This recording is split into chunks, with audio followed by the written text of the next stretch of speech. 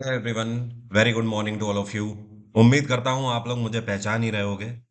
तो सबसे पहले तो मैं माफ़ी चाहता हूँ कि इतने टाइम तक करंट अफेयर नहीं आ पाए, लेकिन मैंने आपको पीडीएफ सारी अपलोड कर दी थी, एग्जाम इंजन पर भी, टेलीग्राम पर भी शेयर कर दी थी।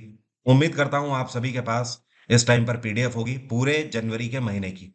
साथ में करंट अफेयर मैगजीन भी लॉन्च हो चुकी है, आप उसे भी ले सकते हो, जहां पर अलग से appointments, defence exercises, brand ambassadors, ये सारी चीजें अलग से आपको दी जाती हैं, स्टैटिक जीके और करंट अफेयर दोनों के पॉइंट ऑफ व्यू से। तो ये जो मैगजीन है ये आप एग्जाम इंजन से ले सकते हो। उम्मीद करता हूँ अब हम लोग बिल्कुल कंटिन्यू रहेंगे। मैं ना ही ज़्यादा बोलूँ तो अच्छा है, क्योंकि मुझे पता है आप लोगों का गुस्सा भी जायज़ है, नाराज़गी आपकी जायज़ है। तो चलिए फिलहाल शुरू करते हैं, आज के दिन की शुरुआत करते हैं और आज महीने की भी शुरुआत है। आज के इस वीडियो में 1 फरवरी 2023 के करंट अफेयर हम लोग डिस्कस करेंगे। पीडीएफ हमेशा की तरह आप डाउनलोड कर सकते हो एग्जाम इंजन एप्लीकेशन पे, फ्री स्टडी मटेरियल वाले ऑप्शन पे जाके। तो चलिए स्टार्ट करते हैं। आज का पहला क्वेश्चन है, भारत सरकार ने फैसला लिया है कि एक योजना है जिसका नाम है मॉन्यूमेंट मित्र योजना। हिंदी में बोले तो हिंदी में इसका नाम है स्मारक मित्र योजना। इस योजना के अंतर्गत प्राइवेट क्षेत्र की जो कंपनियां हैं, इनको सरकार इन मॉन्यूमेंट्स के रखरखाव के लिए कॉन्ट्रैक्ट देगी। तो पूरे भारत में ऐसे कितने स्मारक हैं जिनको भारत सरकार प्राइवेट सेक्टर को देने वाली है उनके रख-रखाव के लिए? तो आपको ध्यान रखना है, टोटल 1000 ऐसी साइट्स होंगी, जिनके लिए कॉन्ट्रैक्ट प्राइवेट कंपनीज़ को अब जाएगा और प्राइवेट कंपनीज़ ही अब इनकी देखभाल करेंगी। भारत सरकार इसके लिए टारगेट लेकर चल रही है। ये काम इस बार 15 अगस्त 2023 तक हो जाना चाहिए। तो इस बार जब हम लोग आज़ादी का अमृत महोत्सव एक बार फिर से मना रहे होंगे, 76वां वर्ष इस बार हम लोग मनाएँगे 15 अगस्त को आज़ादी का। तो उससे पहले-पहले तक ये 1000 साइट पूरे भारत की है, या फिर आप बोल सकते हो ये धरोहर है भारत की, जो कि प्राइवेट कंपनीज़ के अंडर में चली जाएँगी। अगला क्वेश्चन है, अभी हाल ही में पहली ऐसी एशियाई कौन बन गई हैं, जिनका ऑस्कर नॉमिनेशन हुआ है बेस्ट एक्ट्रेस के पैरामीटर पर, इनकी एक मूवी के लिए जिसका नाम है the everything everywhere all at once. तो जो आपको पिक्चर में दिख रही हैं, इनका नाम है मिशेल यो। क्या नाम है? मिशेल यो। ये एक अभिनेत्री है और बिलोंग करती हैं कहाँ से? तो ये मलेशिया से बिलोंग करती हैं। ये बहुत इंपॉर्टेंट है, आपको ध्यान रखना। अभी तक इनसे पहले कोई भी ऐसी महिला अभिनेत्री नहीं थी पूरे एशिया के अंदर जिसका नॉमिनेशन भी ऑस्कर के लिए हुआ हो, बेस्ट एक्ट्रेस पैरामीटर पे। पहली है मिशेल यो, इसलिए ये क्वेश्चन बहुत इंपॉर्टेंट है। इसके अलावा ये गोल्डन ग्लोब अवार्ड भी जीत चुकी हैं। अपार्ट फ्रॉम दिस, ये गोथम इंडिपेंडेंट फिल्म अवार्ड के लिए भी नॉमिनेट हो चुकी हैं। तो काफी बड़ी अभिनेत्री हैं, मलेशियन अभिनेत्री मिशेल यो। अगला क्वेश्चन है, अच्छा एक चीज और ध्यान रखिएगा, अभी 2023 का Subhash Chandra Bose disaster management award किसको दिया गया है? तो इस बार का ये जो डिजास्टर मैनेजमेंट अवार्ड है सुभाष चंद्र बोस, ये दिया गया है ओडिशा के डिजास्टर मैनेजमेंट अथॉरिटी को। तो आपसे क्वेश्चन पूछा जा सकता है कि 2023 का disaster management award Subhash Chandra Bose किसको दिया गया है? तो आंसर क्या होगा? उड़ीसा की डिजास्टर मैनेजमेंट अथॉरिटी जो है, इन्होंने सर्वश्रेष्ठ कार्य किया है जिसके लिए इनको सम्मानित किया गया है। अभी हाल ही में खादी फेस्टिवल 2023 जो है, इसका उद्घाटन भारत के कौन से शहर में किया गया है? तो इस बार का खादी महोत्सव 2023 का मनाया जा रहा है मुंबई के अंदर। और ऐसा इस वजह से क्योंकि जो खादी फेस्टिवल है ये बेसिकली ऑर्गेनाइज किया जाता है केवीआईसी के द्वारा, जिसको बोलते हैं खादी विलेज इंडस्ट्रीज कमीशन। क्या बोलते हैं? Khadi village industries commission. तो इसका मेन उद्देश्य ये है कि पूरे भारत में ही नहीं, इवन दुनिया भर में खादी को प्रमोट करना। केवीआईसी की स्थापना कब करी गई थी? आपको ध्यान रखना है, इसकी स्थापना 1956 में करी गई थी और इसका हेडक्वार्टर है मुंबई। तो वहीं पर इसके हेडक्वार्टर में ही इसका उद्घाटन किया गया। इस बार खादी महोत्सव की शुरुआत कब हुई? इसकी शुरुआत 27 जनवरी को हो चुकी है और ये कब तक मनाया जाएगा? ये चलेगा 24 फरवरी तक। और इस टाइम पे जो केवीआईसी है, इसके चेयरपर्सन कौन है? तो ध्यान रखना है, इसके चेयरपर्सन है मनोज कुमार, आईएएस अधिकारी मनोज कुमार। और इन्हीं के द्वारा इस महोत्सव का उद्घाटन किया गया। नेक्स्ट क्वेश्चन है, हमारे देश का जो कल्चर मंत्रालय है, जो संस्कृति मंत्रालय है, इन्होंने अभी हाल ही में इजिप्ट की सरकार के साथ कई सारे एमओयूज पैक्ट साइन किए हैं। तो ये जो एमओयूज़ हमने इजिप्ट सरकार के साथ साइन किए हैं, ये अगले कितने सालों के लिए साइन किए गए हैं? तो ध्यान रखिएगा अगले 5 सालों के लिए हमने ये पैक्ट साइन किए हैं। ये पैक्ट एक क्षेत्र में नहीं, बल्कि कई सारे क्षेत्र में है।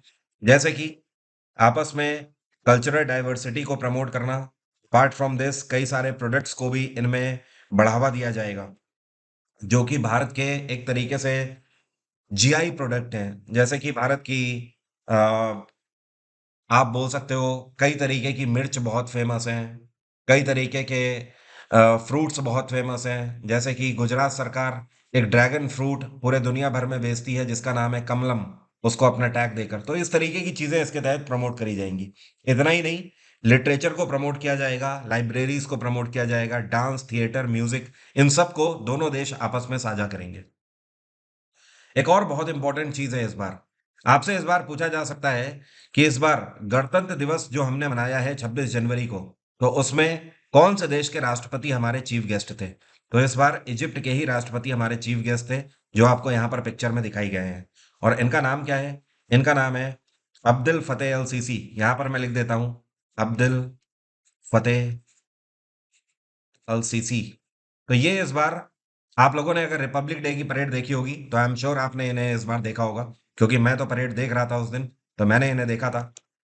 और प्रधानमंत्री नरेंद्र मोदी, उपराष्ट्रपति और राष्ट्रपति सभी से इनकी मुलाकात हुई। उसके बाद ये अ, ब्यूरोक्रेट सर्किट में भी चले गए थे। वहाँ पर जाकर फिर ये जाकर एमओयूज़ भारत और इजिप्ट के बीच में साइन हुए हैं। इजिप्ट की कैपिटल क्या है? कैपिटल है कायरो। क्या बोलते हैं? कायरो। इजिप्ट में जो करेंसी है, वो चलता है पाउंड। इजिप्टियन पाउंड यहाँ पर चलता है।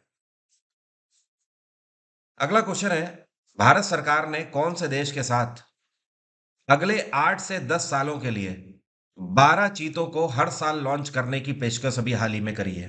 तो भारत ने दक्षिण अफ्रीका के साथ एक नया पैक्ट साइन किया है और इस पैक्ट के तहत भारत में हर साल 12 चीते लाए जाएंगे अब। और इसकी शुरुआत अगले ही महीने से होने जा रही है। फरवरी के महीने में, अब अगला महीना क्या आज से ही लग गया है फरवरी, तो इसी महीने में 12 चीते साउथ अफ्रीका से लाए जाएँगे। कहाँ से? साउथ अफ्रीका से। और ध्यान रखिएगा अभी 3 महीने पहले ही प्रोजेक्ट चीता के अंतर्गत कौन से देश से 8 चीते लाए गए थे? तो नामीबिया से 8 चीते लाए गए थे तब। कहाँ से? नामीबिया से। तो चीतों की तादाद को भारत में बढ़ाना है, जिसके लिए साउथ अफ्रीका के साथ अब एक लॉन्ग टर्म पैक्ट भारत सरकार ने साइन किया है। और साउथ अफ्रीका की 3 कैपिटल हैं। एक तो है प्रिटोरिया, दूसरी है केपटाउन और तीसरी है ब्लूमफ़ॉन्टेन। क्या बोलते हैं? ब्लूमफ़ॉन्टेन। साउथ अफ्रीका के इस टाइम पे राष्ट्रपति कौन है? ये है सिरिल रामाफोसा। क्या नाम है? Cyril Ramaphosa.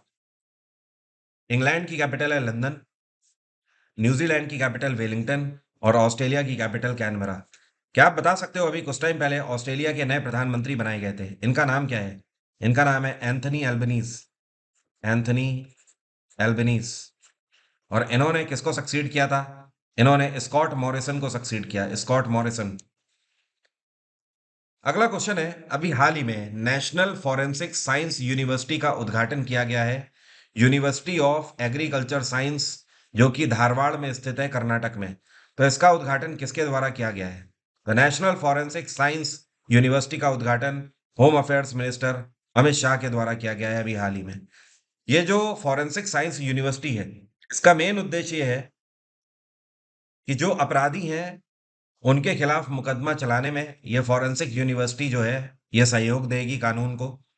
और एक तरीके से आप बोल सकते हो क्लूज़ को ढूँढने में, इन्वेस्टिगेट करने में, यहाँ पे जो रिसर्च एंड डेवलपमेंट ऑफिसर्स होंगे या जो ट्रेनीज़ होंगे, वो सब यहाँ पर मदद करेंगे भारत सरकार की। इस वजह से इसको कर्नाटक के अंदर धारवाड़ में स्थापित किया गया है, एग्रीकल्चर साइंस यूनिवर्सिटी के परिसर में। अपार्ट फ्रॉम दिस अगर कर्नाटक की बात करें, तो यहाँ पर मुख्यमंत्री हैं बिसावराज बोमई और इस टाइम पे यहाँ के गवर्नर कौन है? ये हैं थावर चंद गहलोत। कर्नाटक के कुछ नेशनल पार्क भी आपसे बार-बार पूछे जाते हैं, जैसे कि बहुत इंपॉर्टेंट नेशनल पार्क है, आपसे पूछ दिया जाता है बांदीपुर। बांदीपुर नेशनल पार्क कहाँ पर है? तो ध्यान रखिएगा ये कर्नाटक में ही है। कभी-कभी ये भी पूछ दिया जाता है कि बांदीपुर नेशनल पार्क कौन से पशु के लिए जाना जाता है? ये बेसिकली टाइगर के लिए फेमस है। यहाँ का एक और फेमस नेशनल पार्क है जिसको बोलते हैं मधुमलाई नेशनल पार्क।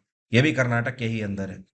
आपको पता है कर्नाटक पूरे भारत में कॉफी का हाईएस्ट प्रोड्यूसर है। कॉफी का सबसे ज्यादा उत्पादन कर्नाटक में किया जाता है। और कॉफी के लिए यहाँ पर कौन सा डिस्ट्रिक्ट जाना जाता है? तो इसका नाम है चिकमंगलौर। क्या बोलते हैं? चिकमंगलौर। अभी हाल ही में 2023 का Australian Open women single title Elena Rybakina को हराकर किसने जीत लिया है? तो जो आपको पिक्चर में खिलाड़ी दिख रही हैं, इनका नाम क्या है? ये है आरेना सेबेलेंस्की। और ये कौन से देश की खिलाड़ी है सेबेलेंस्की? तो ध्यान रखिएगा, ये बेलारूस की खिलाड़ी है। कहाँ की? बेलारूस की। और इन्होंने कजाकिस्तान की खिलाड़ी एलिना रायबेकिना को हराया है इस बार फाइनल में। पिछली बार एलिना रायबेकिना ने ग्रैंड स्लैम जीता था, लेकिन इस बार अगर आरेना साबेलेंस्की की बात करें तो ये इनके जीवन का पहला ग्रैंड स्लैम टाइटल है। तो इनके लिए बहुत बड़ी बात है ये। और इस बार अगर मिक्स्ड डबल की हम बात करें तो मिक्स्ड डबल में ब्राजीलियन खिलाड़ी राफेल मैटोस और लुइसा स्टेफानी ने जीता है इसे। और इन्होंने भारतीय खिलाड़ी जो मिक्स्ड डबल में रोहन बोपन्ना और सानिया मिर्जा को हराकर जीता है। बाय द वे, आपको पीडीएफ में ये सारी डिटेल मिल जाएगी। अच्छा, पूरे साल में कितने ग्रैंड स्लैम होते हैं? तो 4 होते हैं। पहला ऑस्ट्रेलियन ओपन होता है, दूसरा फ्रेंच ओपन होता है, तीसरा विंबलडन होता है और चौथा यूएस ओपन होता है। ये चीज़ आपको ध्यान रखना है, ये सही क्रम है एकदम। आपको क्रम से ही ध्यान रखना है। कभी-कभी इनके बारे में पूछ देता है ये कौन से कोर्ट में खेले जाते हैं? तो ऑस्ट्रेलियन ओपन हार्ड कोर्ट में खेला जाता है, यूएस ओपन भी हार्ड कोर्ट में खेला जाता है। और फ्रेंच ओपन जो है ये क्ले कोर्ट में खेला जाता है, जो मिट्टी वाला होता है ना, जो नारंगी कलर का आपको दिखाई देता है। और विंबलडन जो है ये ग्रास कोर्ट में जो हरा वाला होता है उसमें खेला जाता है। एक क्वेश्चन और पूछा जाता है कि चारों ग्रैंड स्लैम में ये कौन सा एक ग्रैंड स्लैम है जिसको रेन में भी खेला जाता है? मतलब रेनी सीजन है, अगर बारिश हो रही है तो भी ये नहीं रुकता है। तो ये ऑस्ट्रेलियन ओपन है। कौन सा? Australian open. अगला क्वेश्चन है, जो 15वां ब्रिक्स समिट है इस बार 2023 में अगस्त में कौन सा देश है जो कि इसकी मेजबानी करेगा? तो इस बार 15वें ब्रिक्स समिट का आयोजन किया जाएगा साउथ अफ्रीका में। ब्रिक्स की अगर बात करें तो सबसे पहले इसकी स्थापना 2006 में करी गई थी। तब ये ब्रिक्स नहीं हुआ करता था, तब ये ब्रिक हुआ करता था, BRIC। B for Brazil, R for Russia, I for India और सी फॉर चाइना। लेकिन 2010 में एक देश इसमें और जुड़ गया, एस। और एस फॉर साउथ अफ्रीका। तब से ये ब्रिक्स हो गया। तो कभी कभी आपसे पूछ दिया जाता है कि ब्रिक्स की स्थापना कब हुई है, तो आप तैयार रहना। अगर 2006 और 2010 दिया हुआ है और लिखा हुआ है ब्रिक्स, तो ध्यान रखना आंसर आपका 2010 होगा। लेकिन अगर वो आपसे खेल भी सकता है, कई लोगों को पता ही नहीं होगा। अगर ब्रिक लिख दिया तो कई लोगों को पता ही नहीं होता है, वो बोल देते हैं कि एग्जाम में तो गलत लिखा हुआ था, ब्रिक लिखा हुआ था। तो आप इसमें मत फंसना। आपको पता होना चाहिए कि अगर ब्रिक लिखा हुआ है तो आंसर 2006 होगा। आपको पता है ब्रिक का अपना एक बैंक भी है। तो ब्रिक्स ने अपना एक नया बैंक स्थापित किया था 2014 में। और इसका नाम क्या है? इसको बोलते हैं new development bank. New development bank, इसका हेडक्वार्टर है संगाई। अभी कोविड पैंडेमिक में न्यू डेवलपमेंट बैंक ने ब्रिक्स के पांचों देशों को एक एक बिलियन डॉलर की धनराशि भी दी थी। टोटल 5 बिलियन डॉलर दिए थे। अगला क्वेश्चन है, इनमें से कौन सी ये संस्था है जिसके द्वारा निधि आपके निकट 2.0 प्रोग्राम लॉन्च किया गया है?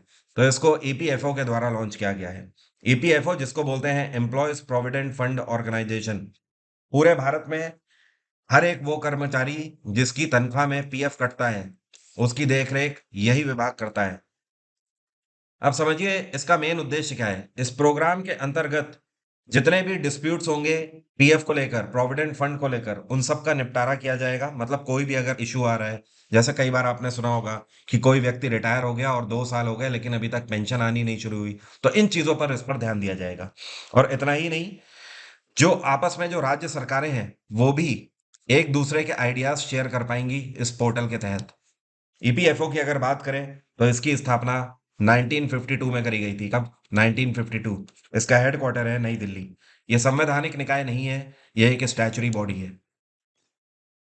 अभी हाल ही में एनएमडीसी ने अपना ब्रांड एम्बेसडर किसको चुना है? आपको पता है एनएमडीसी का मतलब क्या है? इसको बोलते हैं नेशनल मिनरल डेवलपमेंट कॉरपोरेशन।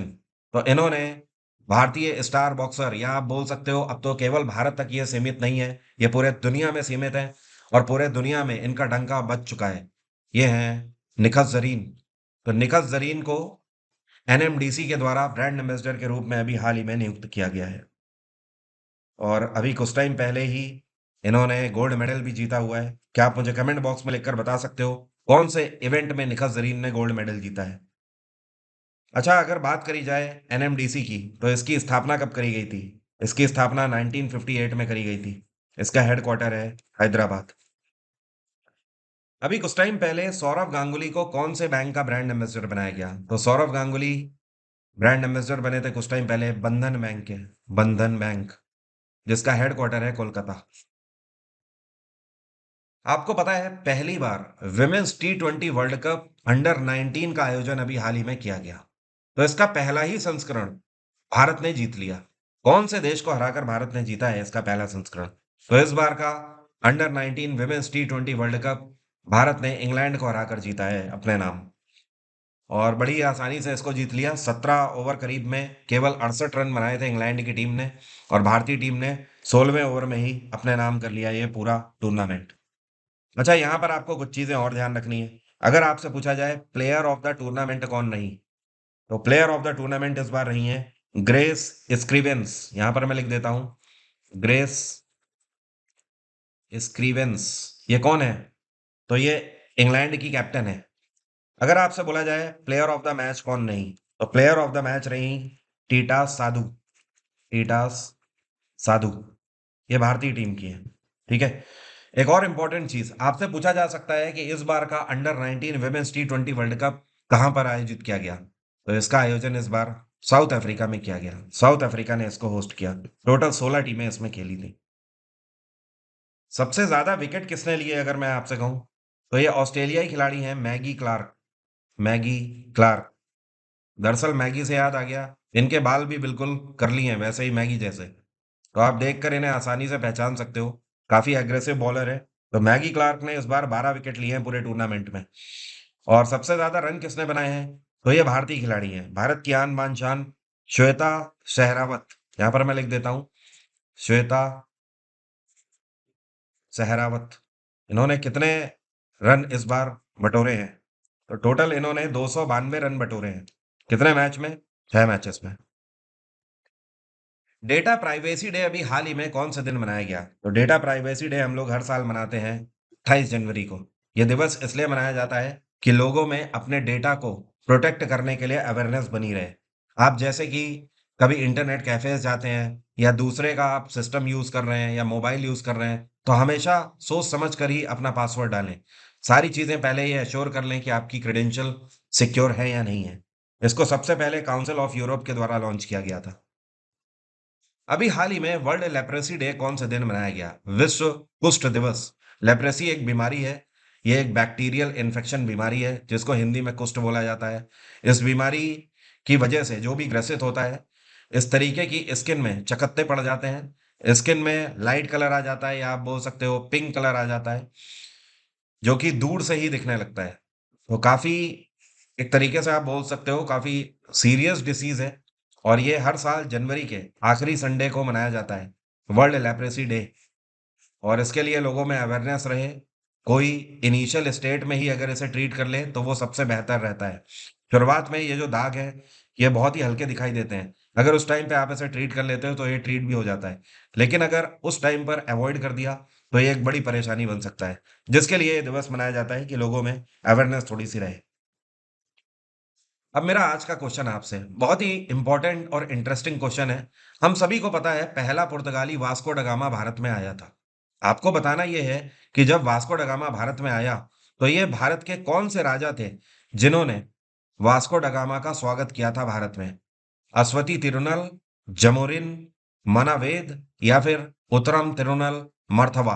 तो ये चारों में से कौन से राजा थे? कमेंट बॉक्स में लिखकर बताइए। और आज से एग्जाम इंजन पे जीएसजी के 1500 से भी ज्यादा बेस्ट पीवाईक्यूज का बैच स्टार्ट हो रहा है आने वाले सभी एग्जाम्स के लिए। तो आप इसके लिए एडमिशन ले सकते हो। अभी रजिस्ट्रेशन विंडो एग्जाम इंजन पे इस बैच की खुली हुई है। इसका मैंने डिस्काउंट करके सारा प्राइस घटा के 201 कर दिया था। तो आपके पास अभी भी चांस है, आप पहली क्लास से ही इसे ज्वाइन कर सकते हो। और ये जो बैच होगा इसमें आपको पीडीएफ भी आंसर की के साथ मिलेगी, सेकंड लास्ट से लास्ट क्लास तक। तो आज की बात यहीं तक। Thank you everyone, take care, have a nice day, आपका दिन मंगलमय हो।